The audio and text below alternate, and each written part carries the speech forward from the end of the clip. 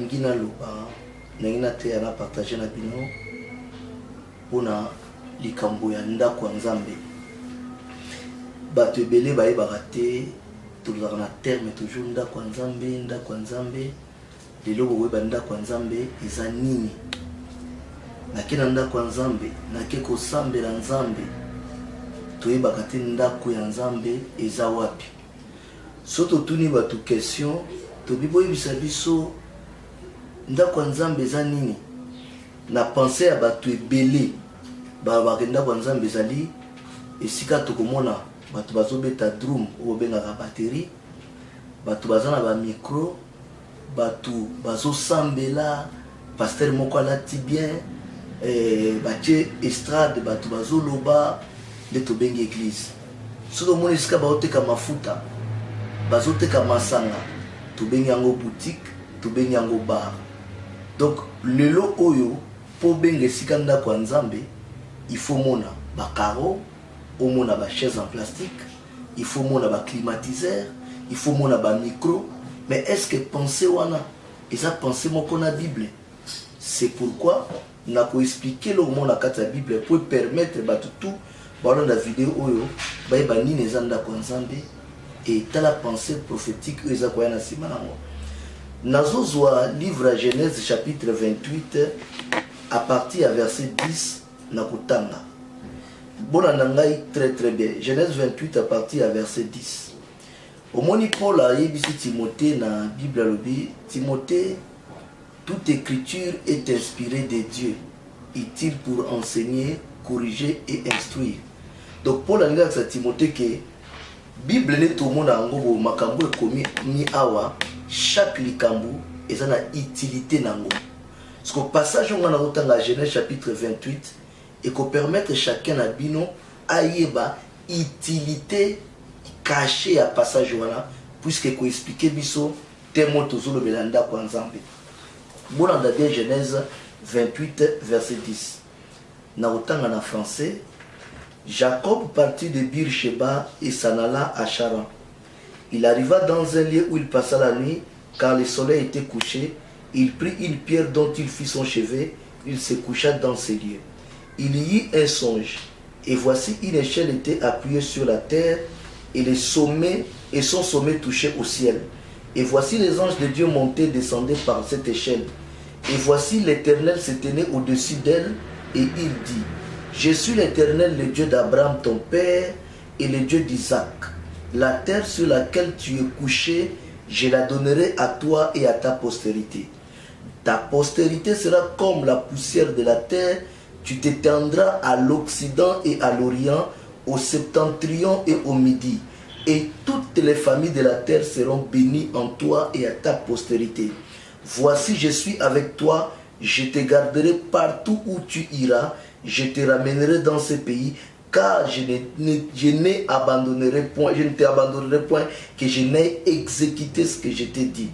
Jacob s'éveilla de son sommeil et il dit, certainement l'Éternel est en ces lieux, et moi je ne le savais pas. Il y eut peur et il dit que ce lieu est redoutable, c'est ici la maison de Dieu, c'est ici la porte de Dieu. Natangi passage moko dans Genèse 28 verset 10. Tomoni Jacob azo kende na mboka ya noko na Laban. Na pensé à batebeli balobaka ke Jacob ayibaka bénédiction à Esaü nde ya kimaka azo kende. Na ba église tant baté ya bénédiction balobaka nini ke bénédiction ngo ezali matériel. Oh soyez bénis, tout le monde a mbongo, tout le monde a voyage, tout le monde a mariage, tout le monde a biloko belé. Nyonso wana ezana ngo baja Satan na église de réveil ou ya Satana. Bible lobi ke tangu Jacob azokima Esaü azoke na mboka ya noko na ye là-bas na pensé balobi ke babélisaki et papa ya ngonde créaki conflit. Mais bolanda histoire très bien. Jacob a commis na mboka moko babengaka Luz. Bible lobi moye kitaki alingaki alala. Bon, comme tout le monde, il y a soit voyager à Pongi, à Binalala. Jacob alinga lala alokoti Pierre libanga. Alobina posé mutu nangai pour nalala nde tolala na bambeto na ndako tozwaka te d'oreiller touché Jacob a suivi te d'oreiller nde tosala ndako alala alali comme nyonso puisque Bible lobi la nuit est faite pour dormir atamboli moi mobimba tout comme na pokwa alingala la Bible lobi aloti ndoto il y un songe aloti ndoto tanga aloti ndoto na kati ya ndoto nazomona échelle ezali appuyé makolo échelle autobenga escalier peut-être bongo ezali ko toucher na se et souka nango eketi ko toucher mapata Bible lobi ba ange bazo mata pe bazo kita Jacob abandi kolanda ba escalier échelle wana azomona ba ange bazo mata bazo kita na souka échelle amoni nzambe teke mutu puisque Jacob azali na photo ya nzambe te ndeni mutu akoloba ko eza nzambe aza na photo na etayebi nzambe tayebi longa nzambe te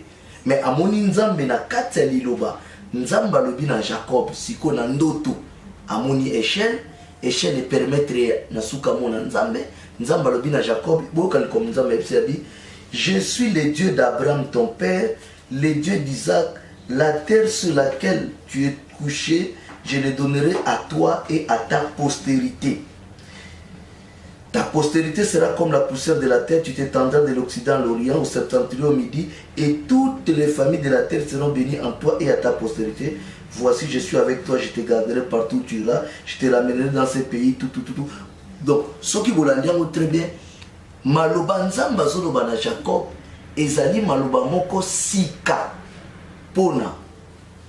Jacob, mais ali sikate pona motangi Bible puisque soko tali maloba oyo nzambe alobaka nango déjà na Abraham nzambe alobaka ngo pe na Isaac nzambe ekolobela ngo siko lelo na Jacob donc elingi kolakisa nini nzambe azosala na Jacob hérité ya promesse moko existaka déjà promesse azolobela Jacob makambo azolobela Jacob asi alobela ngo Abraham aboti Isaac aponi Isaac alobeli makambo Isaac azaki na bana mibale Jacob na Esaü yango esika balobake Jacob ayiba bénédiction Esaü ezalaki mbongo te ezalaki bien matériel te Jacob ayibaki bénédiction ezalaki nini azwaki hérité akomaki hérité ya promesse puisque Abraham azalaki na mwana moko babengi Isaac bolanda très bien Bible ezolobake Abraham a eu deux fils mais la Bible dit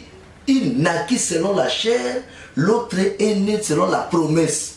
Donc Isaac azali mwana ya promesse et laka aza mwana ya promesse. Étant fils de la promesse, akomi hérité ya promesse en Nzambe pe. Mais Isaac yazaki na bana mibale. Si qu'on a mibale entre Jacob na Esaü, moko ifaka koma mwana ya promesse entre Jacob na Esaü. C'est comme ça que Jacob a komaki hérité à promesse azwaki bénédiction.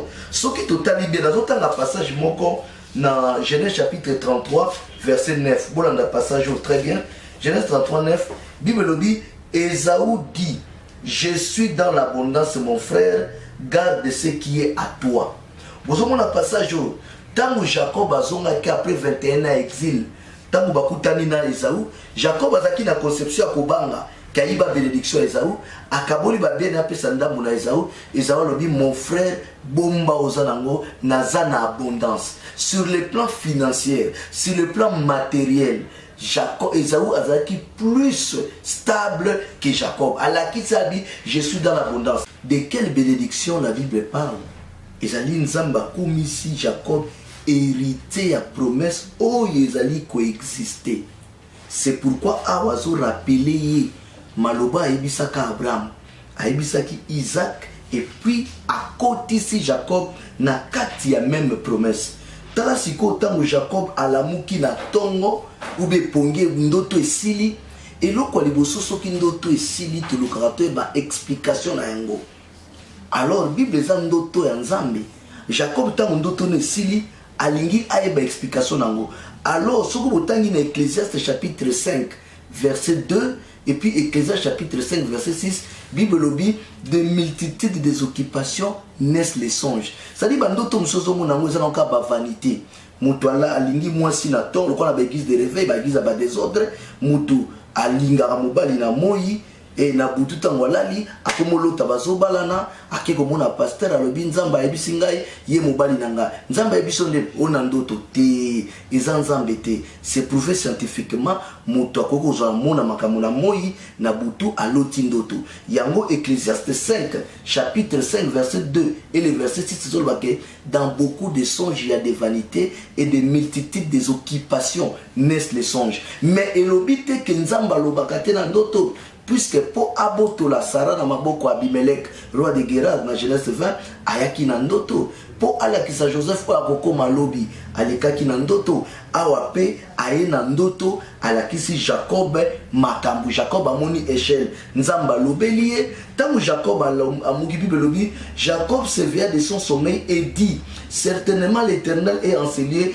et moi je ne savais pas. Dans les thème ya makambu nazolo bezouta Jacob alobi nga Jacob na koli na botami na tikala jamais koyebe sika nzamba zalaka abi certainement Dieu est enseigné certitude utaka la parole de Dieu abi certainement Dieu est enseigné mais moi je ne savais pas. Batu ebele ba yebe sika nzamba zate ba catholique ba kanza nzamba za l'église catholique nazo informer bino nzamba za l'église catholique te ba protestant ba kanza nzamba za l'église protestante nzamba za l'église protestante te ba pentecôtiste ba kanza ke nzamba za l'église pentecôtiste nzamba tikala jamais ko za l'église pentecôtiste ba église de réveil ba musulman chaque dénomination a kanisa ke nzamba za kana kati ya église na ye. Et Jacob découvre maintenant puisque histoire azamo na Isaac Abraham amemaka na montagne alingaka sacrifier Abraham atombola mbeli yokanti masolo leso Abraham abetela kango Jacob Isaac abetela Jacob te abetela Jacob. Mon père m'a amené sur une montagne, mon père voulait me sacrifier, Dieu a fait apparaître un bélier on les allait manger boye nzamba zaki na ngomba wana. Mais si quand Jacob découvre dit je ne savais pas que l'Éternel est enseigné. Et Jacob la Bible lui il y perd et il dit que ce lieu est redoutable, c'est ici la maison de Dieu, c'est ici la porte des cieux. Jacob alobi awandenda kwa nzambe.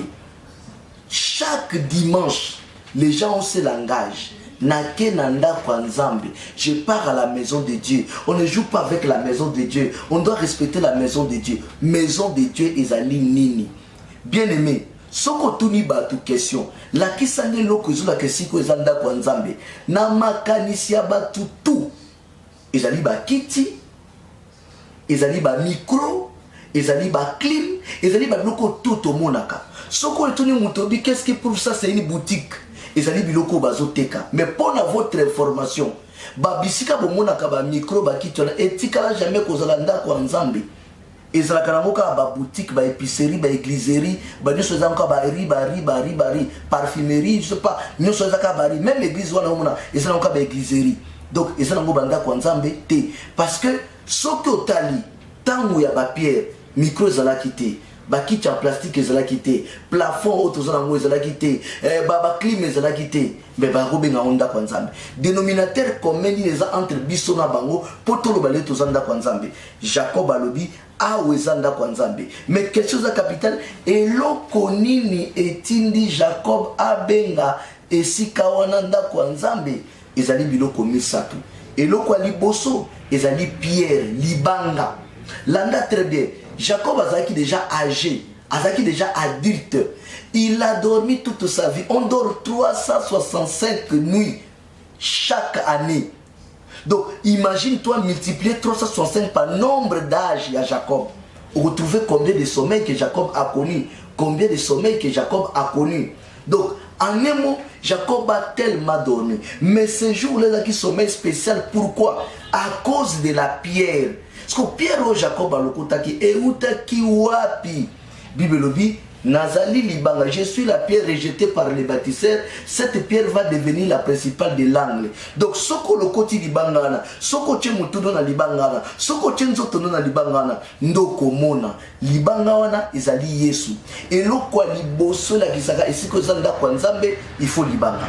Libanga oyo bokuluka boy bango eza wapi? ezaka libanga mutalokoti bukanti ndaka Jacob alokota kineka libanga oneka ko la ville wana boy chantier moko zalaki wana te nzambe azolakisa biso libanga wana chantier zalaki pembeni puisque Jésus alobi je suis la pierre rejetée par les bâtisseurs construction ya liboso ya monene na kati ya Bible ezali tour de Babel Genèse chapitre 11 botanga ngo na ndako soki botangi Genèse 11 bato batongaka tour de Babel puisque awa Genèse 28 ozolakisa ezali construction ezali bozomona échelle esalama mpona chantier donc bazolakisa déjà que il y a un problème ya ndako moko ezali awa kuna Jacob alobi c'est maison de Dieu atangi maison donc so bomoni déjà libanga bomoni échelle boyoki maison bozomona nini ezali déjà chantier mpona kotonga ndako alors construction ya monene ya Bible avant Genèse 28 ezali kaka tour de Babel tango batongaki yango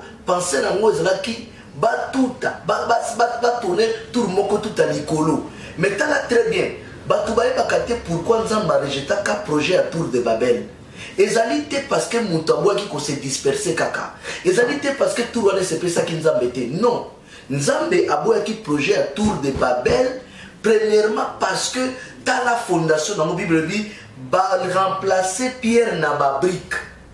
Normalement tour de Babel il faut que fondation nango ezala brique ezala pierre bango ba remplacer pierre na brique. Alors brique ezali mélange il y a ciment sable na maille l'eau. Alors Bible nzamba sala sa positionné depuis le commencement nzamba lingaka na mélange te mutu nyonso yebia o yebi nzambe tanga kelaki na mokila lui chaque semence doit produire selon son espèce aboyi mélange tanga détruire le monde à Noé alobi nini alobi que le fils de Dieu vit que les filles des hommes étaient belles croisement wana sepeli sanzambe te et produisa ba géant mokile kufaki na apocalypse azolo bana Laodicée lui tu es tiède tu es mélangé je te vomirai habwa ki Laodicée. Donc nzambe après ça déjà position nae alingaka na mélange te bino bozu pierre boboa kisi bozu brique botier brique za mélange te brique il faut zo mabele brique il faut zo ciment brique il faut zo ni non ça la mélange de former brique alors pierre ezali sans mélange donc bango baboa kaka pierre ba remplacer ka brique siko nzambe Jacob alokoti pierre o baboa kaka wana azwi yango atie mutu soki église na bino za na pierre signe ya liboso bokozana ngo comme vision ezali échelle botala très bien échelle ezali dispositif moko ejuaka rôle la monene na chantier pour na ko permettre ouvrier amata. Alors échelle wana o Jacob azomona na vision na église ezangi échelle soki échelle ezali te bobima na kati na yango. Pourquoi échelle ezali vision ya komema église ya komata botala bien bana Israël tant bazaki na Égypte bakitaki Égypte o ezali sud po bakende na nord po azonga na Israël.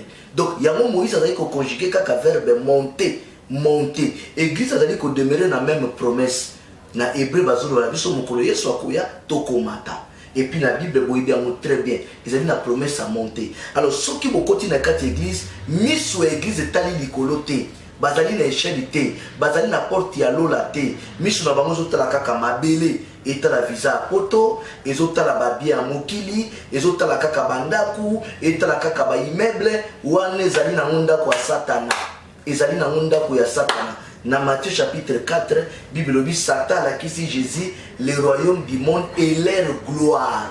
Donc église tout où la gloire du monde. Et ça l'église à Satan. Puisque y a Yesu, symbole n'angwa liboso zakande échelle. Nalta moto zali so bokoti na kati église, vision enlèvement ezalité. Vision ko préparer ba tuba kota lola ezalité, boy ba yango ke zali ndako ya Satana. Parce que ndako ya Nzambe ezalaka na libanga, ndako ya Nzambe ezalaka na échelle et eloko ya suka. O etindaki Jacob alobaki certainement ezali liloba. Parce que na souka échelle, Jacob a zone en escalade au sommet. Donc à l'année échelle, tina souka habit il y avait Dieu. Jacob a la photo en Nzambe ndengeni. Mais ils ont confirmé qu'il y avait Dieu. Comment? Parce qu'il y a eu la parole. Nzambe a lobi.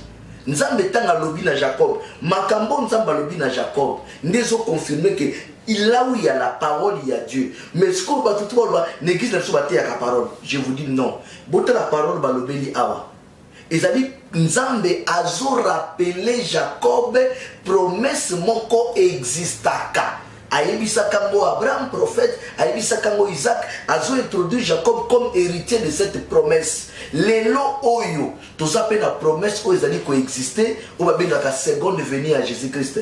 Yesu na Jean chapitre 14 dit je m'en vais, je reviendrai. À promettre l'église à kozonga yango wana jour akendaka jour à station na Bible dit les disciples avaient les regards fixés au ciel. Église mometa likolo nzamba moni danger atindi des anges célestes bakiti pour ba ko église. Homme galiléen, pourquoi avez-vous les regards fixés au ciel? C'est Jésus qui vient à peine de partir. De la même manière, vous l'avez vu partir, de cette même manière, il reviendra. Donc, église, les anges sont descendus du ciel pour la cette église que boti kakota la kokende na Yesu, bon fixer regard maintenant vers retour na ye. Ndezali promesse qui est d'actualité, le retour du Seigneur Jésus-Christ. Donc, awa, je voulais simplement dire aux gens, Nzambe azakola kisa Jacob ke ndaku na ye ezali na mokili oyo. Meza ba batimo tomonaka te. Ndaku ya Nzambe ezali na basini nango bayebaka yango. Biso nyonso tozaka na langage na Congo, na mokili mobimba, nake na église, nake na ndaku ya Nzambe.